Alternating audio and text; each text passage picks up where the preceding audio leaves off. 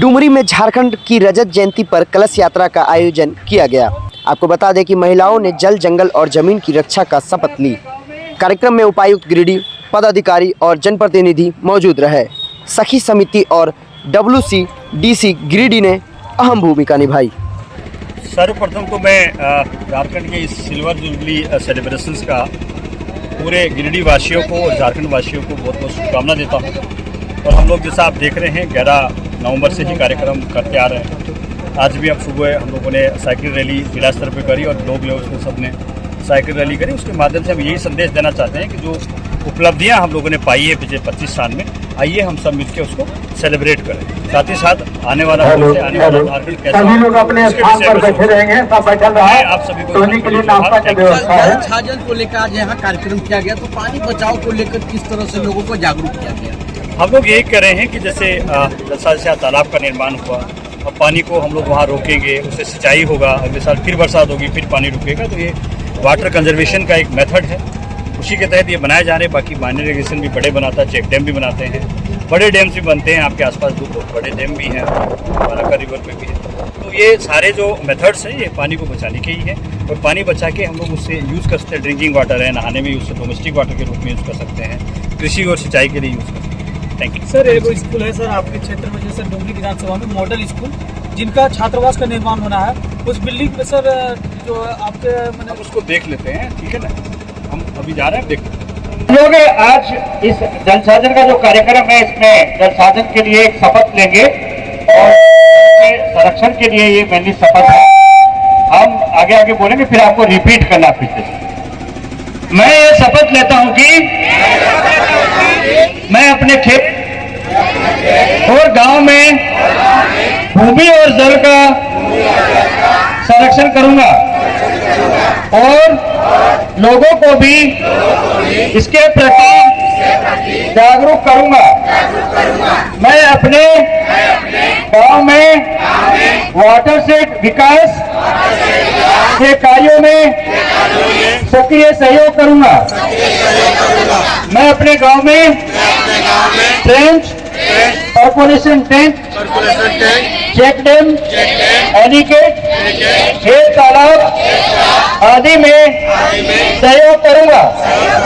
मैं अपने खेतों और जल ग्रहण क्षेत्र में मिट्टी के कटाव को रोकने के लिए वृक्षारोपण और मेड़बंदी करूंगा।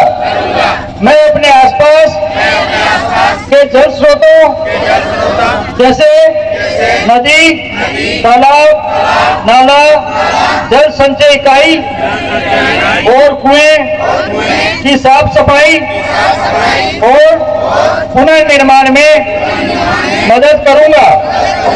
मैं अपने खेत और घर में वर्षा जल संचयन और भूजल पुनर्भरण प्रणाली का उपयोग करूंगा।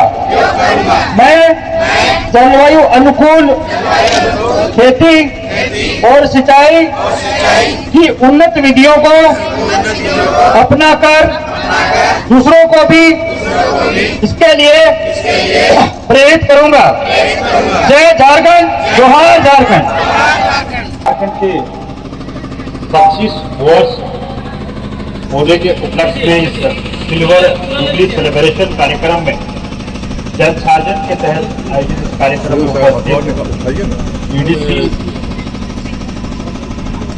और यहाँ के मुखिया, जिला परिषद मेंबर, तमाम जनप्रतिनिधि, मंच पे विराजमान अन्य हमारे झारखंड आंदोलनकारी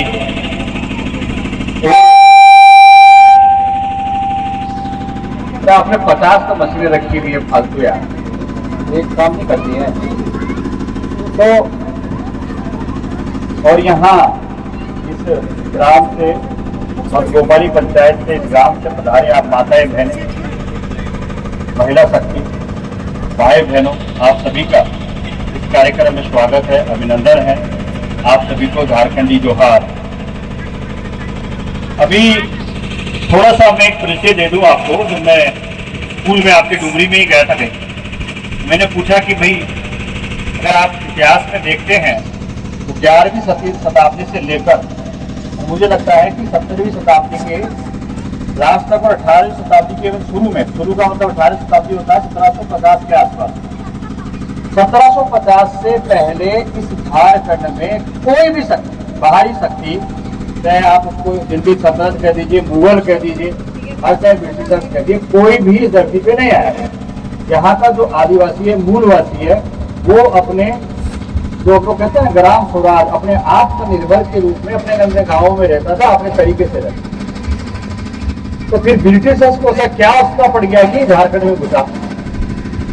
तो अंग्रेजों को केवल चाहिए था यहाँ की लकड़ी, जो हम लोग कहते हैं, अभी बता रहे थे आंदोलनकारी, जल जंगल और जंगल, वो जंगल पे उनकी नजर थी। और भारी संख्या में यहाँ से सखुआ का लकड़ी काटा गया और यूरोप में जाके उसका रेल लाइन बिछाने के लिए यूज। और यही कारण था कि ब्रिटिशर्स यहाँ घुसे तो उनको पता चला यहाँ तो बहुत बड़ी संपदा है, उनको कोयला मिला, लोहा मिला, तो तब जाके उसकी चीजें यहाँ बढ़ना शुरू।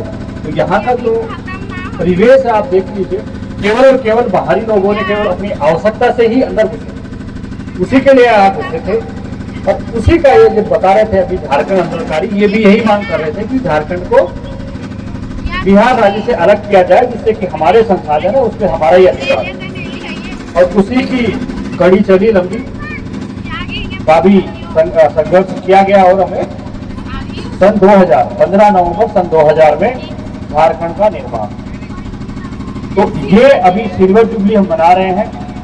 मेरा आप तमाम यहाँ पंचायत वासियों से निवेदन है कि आप दो तरीके से इस चीज को आप देख सकते हैं। एक तो ये कि पिछले 25 साल में हमने क्या पाया, जो अच्छी चीजें आपके सामने आ रही। अगर हम यहाँ लहलाते खेतों को देखें तो मुझे लगता है 25 साल पहले इस कितने परसेंटेज में भूमि पर धान लगाया जाता होगा, ये इंक्रीज हुआ है। मुझे लगता है मोर देन 50% इंक्रीज हुआ है। यही हमारी देन है, यही हमारी उपलब्धि है। साथ ही साथ रोड्स का आप देखिए, बोकारो से रोड आती है, इधर लोग डुमरी से जाते हैं, गिरिडीह जाते हैं। आप नेशनल हाईवे देख लीजिए, उसमें 2 लेन हुआ करता था, आज 6 लेन। ये सारा प्रगति का आप अपने आप में देख सकते हैं। और जो लोग जैसे अभी ये तो समझ भी सकते हैं कि कितना बदलाव पिछले 25 साल में आया। मैं किसी सरकार विशेष की नहीं कह रहा, मैं प्रत्येक उस झारखंड वासी की कह रहा हूँ जो यहाँ रहता है और इस चीज को देखता हुआ आ रहा। और कालांतर में आगे आने वाले समय में बदलाव होता भी जाएगा। तो हमको विकास को किस ओर ले जाना, हम लोग अगर डेवलप्ड कंट्री को देखते हैं तो वो तो आज वापिस पीछे की ओर देखने की बात करते हैं, ऑर्गेनिक कृषि की बात करते हैं, ऑर्गेनिक खेती की बात करते हैं। और हम लोग पहले से ही वही करते थे, ऑर्गेनिक खेती। हम तो उनको देख के भागे थे रासायनिक खाद डालने के लिए, लेकिन वो वापस आ रहे हैं। तो हमको अब अपने विकास को किस ओर ले जाना है, हमको ये सोचना है। और हमारे झारखंड को किस दिशा में ले जाना है, फ्यूचर में हमारा झारखंड कैसा हो, हमको ये भी सोचना। नेगेटिव बातें बहुत हो सकती है। अभी किसी से बच्चा पूछ रहा था सर से ज्यादा हो तो क्या होगा, तो हम बता देते हैं। हम लोग तालाब निर्माण 3 तरीके से करते हैं। एक मनरेगा से हम लोग करते हैं, जो छोटे तालाब होते हैं। दूसरा 1 एकड़ से लेकर 5 एकड़ तक भूमि संरक्षण जो हमारा विभाग है वो करता है। और 5 एकड़ से अगर ऊपर है तो माइनर इरिगेशन जो हम लोग का है, लघु सिंचाई, वो करता है। और तीनों का ही मकसद जो है आइदर ड्रिंकिंग वाटर है, नहीं तो सिंचाई के लिए।